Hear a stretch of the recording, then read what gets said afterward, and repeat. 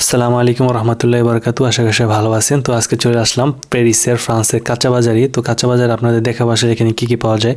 অনেকে হয়তো ভাবতে পারেন যে ভাই ফ্রান্সে কি সব সবজি পাওয়া যায় কিনা। বাংলাদেশে যেগুলো না পাবেন এই দেশে তাও পাওয়া যায়। এমন কোনো সবজি নাই যে এখানে না পাওয়া যায়। আদা রসুন থেকে শুরু করে পেঁপে, তারপরে মরিচ খাবেন, বোম্বাই মরিচ, এগুলো এখানে পাওয়া যায়।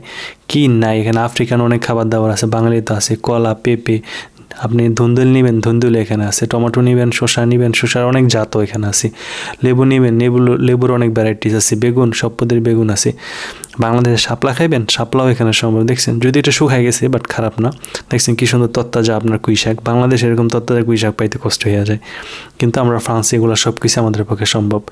তো ধুন্দুলগুলো দেখে আমার কাছে খুব ভালো লাগলো, ভাবলাম আমি কয়েকটা নিয়ে নিব, কারণ এখানকার তাজা সবজি দেখলে আর কি একটা লোভনীয় একটা ভাব আসে, এটাই স্বাভাবিক। করলাগুলো দেখে আমার কাছে লোভ লাগলো, তো এইটাও চিন্তা করলাম আমি ব্যাগে বেড়ে নিয়ে নিই, কারণ এগুলো দেখলে আসলে কী বলবো যে মানে খুবই তত্তাজা সবজি। অনেকে হয়তো ভাবেন যে হয়তো বা আমরা সবজির অভাবে থাকি না। তো এই যে আমার বাজার করা হয়ে গেল, সবজি বাজার, এটা করে নিয়ে বাসায় চলে যাব। তো আজকের মেয়ে দেখে নিয়েছিল। আল্লাহ হাফেজ।